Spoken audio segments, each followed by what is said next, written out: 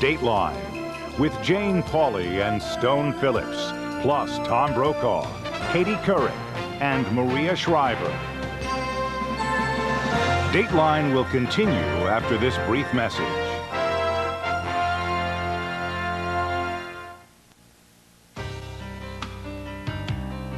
From our studios in New York, here is Stone Phillips. Good evening. Beneath the light of liberty's torch, America has greeted the world's tired, the poor, the huddled masses. But many of those it welcomed are not so welcome anymore. Under tough new laws, tens of thousands of immigrants, many of them criminals, have been deported over the past few years. Many people say that's a good thing, but has it gone too far? As you'll hear tonight, those laws are being applied to all kinds of people, no matter who they are, no matter what they did wrong. Here's Dennis Murphy. It's like death staring me in my face. I don't like scary movies. And to me, this is worse than you know, Friday the 13th or Nightmare on Elm Street. You know, it's just totally ripped me to shreds. Mary Ann Garris is a good old girl as southern as black-eyed peas. You're just such a pretty sweet girl. And if you hear Georgia when she speaks, you're right. She's lived there most of her life, growing up in an Atlanta suburb, the freckle-faced daughter of a career soldier and his wife. Along the way, she loved horses, had a dog named Champ, and went to her senior prom. So it might make you wonder why lately Mary Ann feels the need to prove that deep down, she's really red, white, and blue. What makes me American is the fact that I've lived here all my life. I've played kickball out in the circle with, you know, the kids in my neighborhood on 4th of July cookouts. I've eaten hot dogs and hamburgers and watched the Braves games on television. American by culture and all that she knows, but in her wallet is a laminated plastic card, her resident alien ID. I feel American, I say I'm American, but technically, because I was born in Germany, I'm a German. But even so, she never expected what she got from the United States government last Thanksgiving weekend. I get this absurd letter telling me that I'm deportable. Deportable?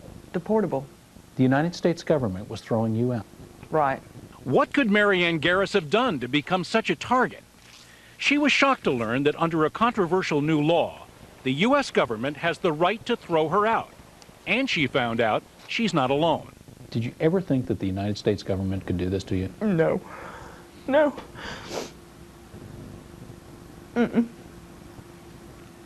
It's unfair. Mary Ann's earliest years are told briefly in a yellowing, crinkled piece of paper. The German legal documents by which her birth mother agreed to let an American serviceman and his wife adopt this child born out of wedlock. She toddled out of Germany at 15 months and never looked back. Do you know who the current chancellor of Germany is? No. I don't know anything about that place. Her place, all she's ever known, is the United States. Mary Ann is 34 now. She's a wife and a mom. I had to get 3 letters of character from 3 different people. Her husband, Pete, works for a temp agency. What do you want for dinner? I don't know. You tell me. There's 4-year-old Morgan. Mama loves you. And Shane, 14 years old, who has cerebral palsy and is institutionalized. He's my life. He's my heart. He's my soul, basically. I would do anything for Shane. Elements of a crime. A couple of years ago, Mary Ann set herself a new direction. She went back to pick up some college courses on the criminal justice system. Scholarship money, she decided, would definitely help. But when she got the applications, suddenly that mostly forgotten alien resident card she carried mattered. Every scholarship I had ever applied for, I wasn't eligible because I was not a U.S. citizen. So last year, she finally started the process of becoming a citizen. Something as a little girl her adoptive parents could have easily done on her behalf, but didn't. She began filling out the standard form of the Immigration and Naturalization Service. One of the blanks says, have you ever been arrested? Right, or convicted of a crime. And what'd you answer when you filled in that line? Well, I had to provide them with documentation of the crime that I had committed. What was the crime? Pulling a girl's hair back in 1988. When you think of the things that make up the before and after of our lives, you might not think that a hair-pulling incident would be the thing that great big deals are made of. But in Mary Ann's case, it turned out to be just that.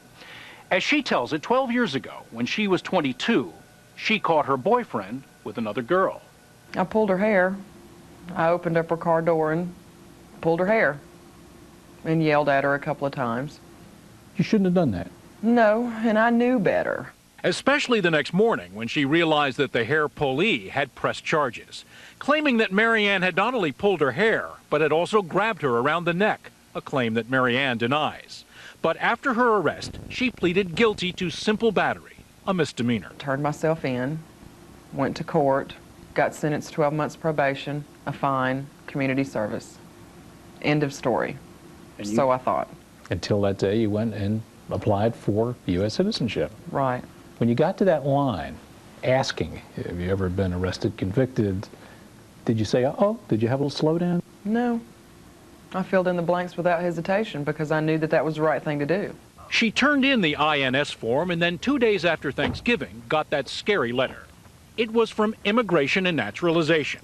Probably she thought the next round of paperwork in her application for citizenship. But it didn't say that. It didn't say that at all.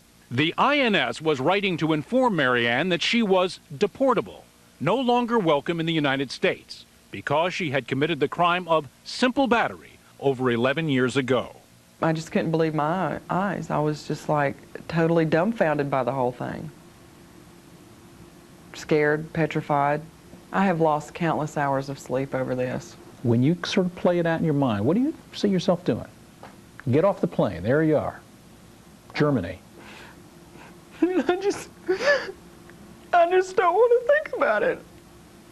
You know, that's not something I want to do. I don't know that place. I've only visited there once since I was born.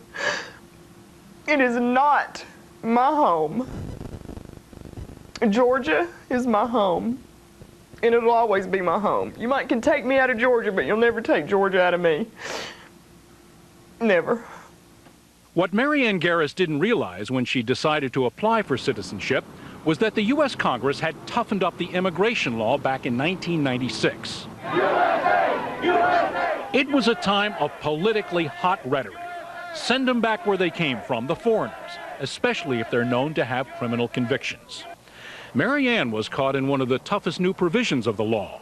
It was aimed at non-U.S. citizens.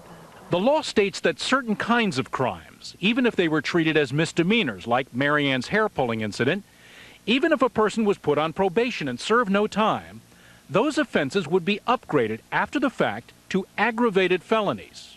So people like Mary Ann Garris were now considered felons and therefore deportable.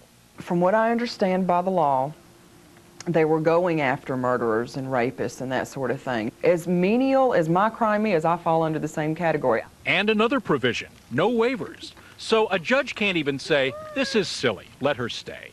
This law is a very mean-spirited law. Jean Butterfield, an immigration lawyer in Washington, lobbied hard against the '96 legislation. Mary Ann Garris is an example of the excesses of the law. And she is an example of why this law needs to have a second look and needs to be changed. Butterfield says Mary Ann isn't alone. She's seen other cases.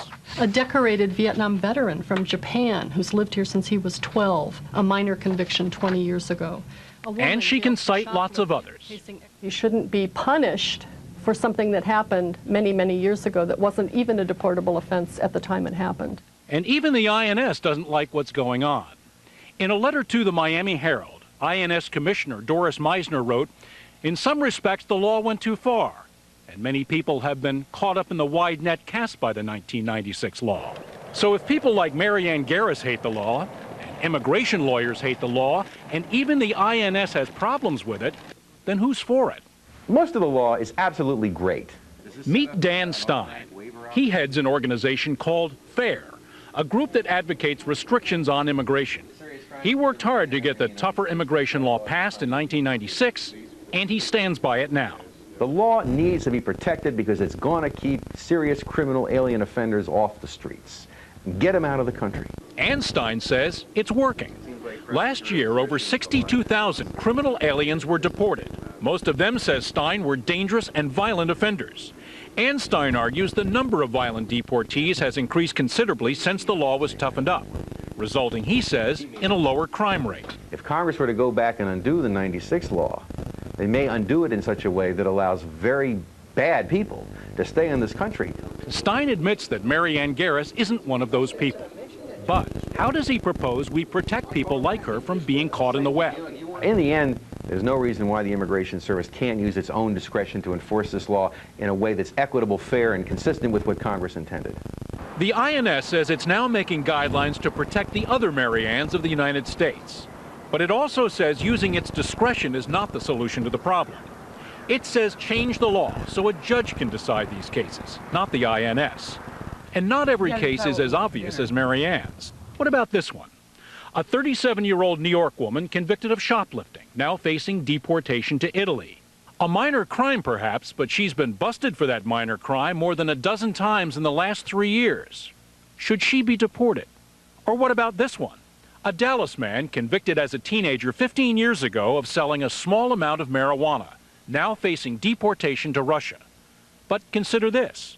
He was selling drugs on a high school campus. So should the U.S. kick him out or not?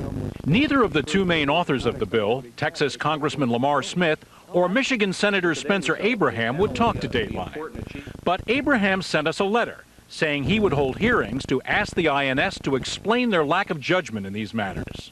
You're such a loving little girl. As for Mary Ann, she and her lawyer may have found a way out of the situation. Discussions are underway with the state of Georgia concerning a pardon for her crime, which would make her problems with the INS go away altogether. I bet you started to learn a lot about some U.S. legislation, am I right? Absolutely. What did you find out? I found out that you can't pull a girl's hair in the United States of America without being deported for it. That's what I found out. There is bipartisan support in Congress right now to change the law. At least 8 pieces of legislation are pending. You may be wondering why Mary Ann's parents didn't just make her a citizen when they first brought her to this country. The reason, we're told, is they wanted to wait till she grew up so she could decide for herself where she would become a citizen. What do you think? Give us some feedback. If you're over 18, you can call us at 900-678-4622, which will cost you 95 cents a minute. You can also send us a fax at 212-664-3330, or reach us by email. Our address is dateline@nbc.com.